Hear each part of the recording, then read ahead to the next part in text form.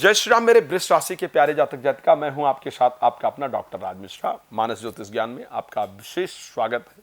हम प्रार्थना करते हैं परमात्मा आपके जीवन को सुख समृद्धियों से परिपूर्ण रखें। लेकिन जून का महीना किस प्रकार आपके लिए व्यतीत होगा, ये जानकारी देना बहुत इंपॉर्टेंट है। मैं छोटे शब्दों में प्रयास करूंगा आपको अच्छी जानकारी देने का प्रयास करूं। सूर्य, गुरु और शुक्र, तीन प्लैनेट आपके राशि में गोचर करेंगे। माह की अगर स्टार्टिंग की बात की जाए, शनि 10th हाउस में रहेंगे, 29 जून को खैर वक्री हो रहे हैं। बुध आपके 12th हाउस में स्टार्टिंग में गोचर करेंगे। राहु मंगल आपके 11th हाउस में गोचर करेंगे। क्या होगा जून के महीने में, इसकी चर्चा आपके साथ जरूर करेंगे।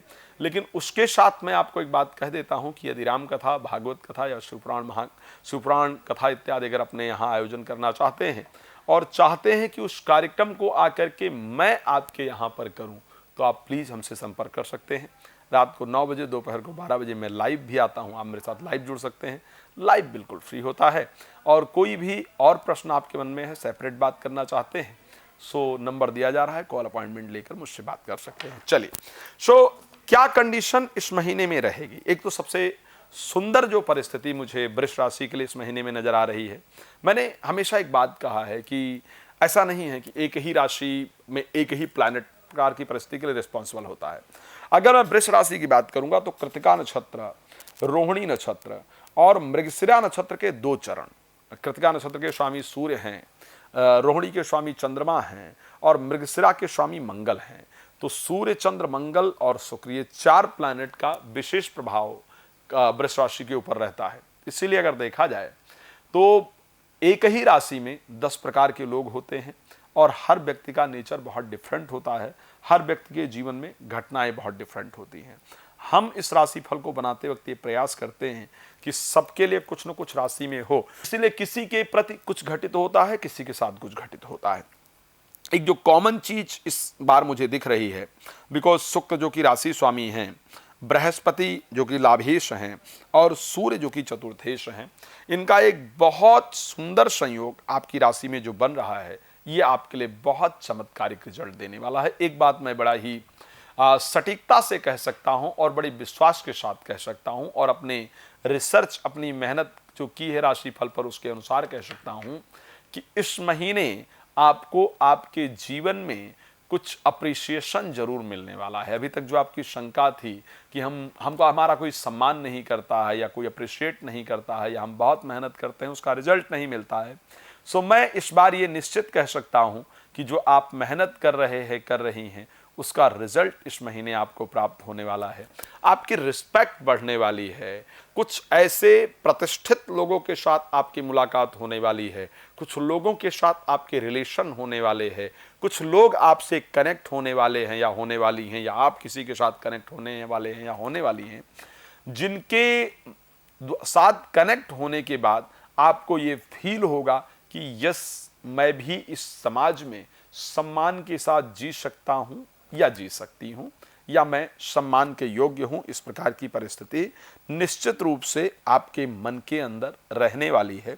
तो अगर मैं प्रतिष्ठा की दृष्टि से देखता हूं, अगर मैं मान सम्मान की दृष्टि से देखता हूं, तो निश्चित रूप से मुझे एक अच्छी सफलता इस राशि में प्राप्त होती हुई दिख रही है इस महीने। ये बेहतर संयोग है।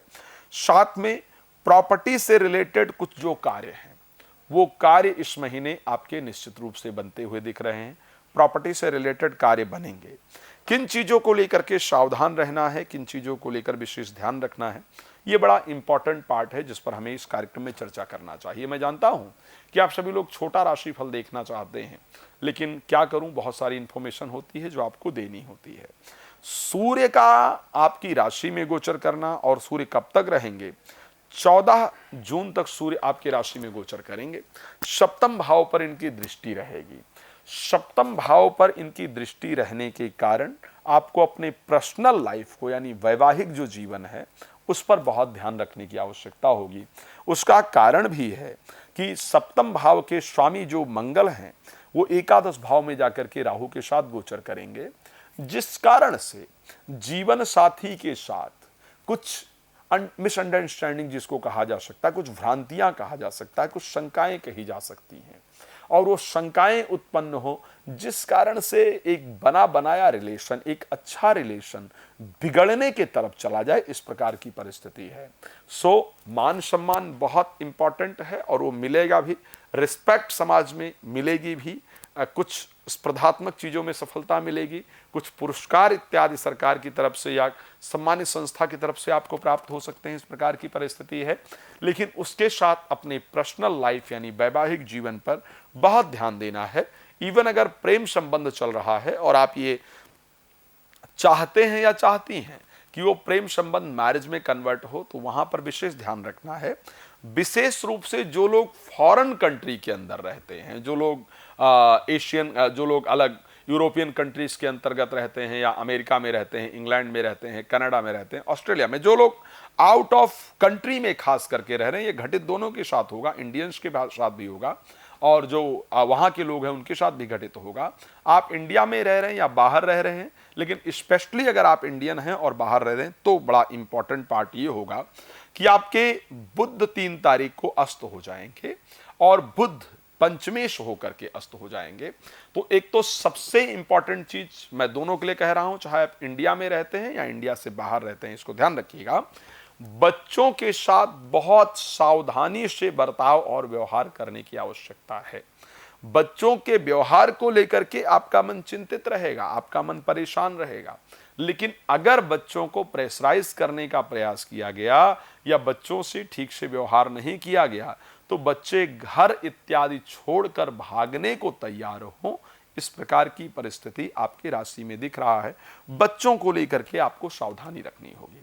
मान सम्मान प्राप्त होगा, मैं दोबारा कह रहा हूं, लेकिन यह बड़ा इंपॉर्टेंट पार्ट है। प्रेम करते हैं, करती हैं किसी से, कहीं भी रह रहे हैं, इस कंट्री में रह रहे हैं, स्पेशली आउट ऑफ कंट्री में रह रहे हैं, तो ये ज्यादा इंपॉर्टेंट है आपके लिए।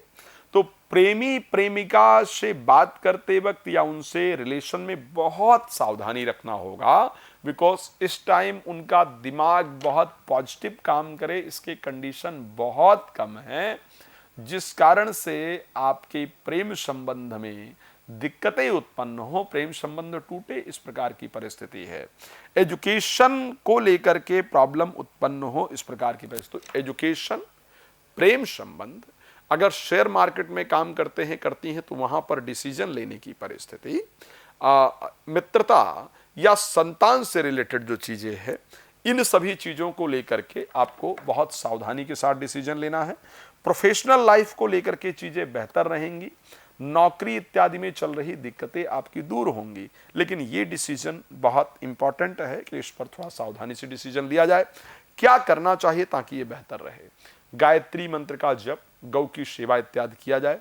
रात को 9 बजे, दोपहर को 12 बजे लाइव आता हूँ, मेरे साथ लाइव जुड़ सकते हैं।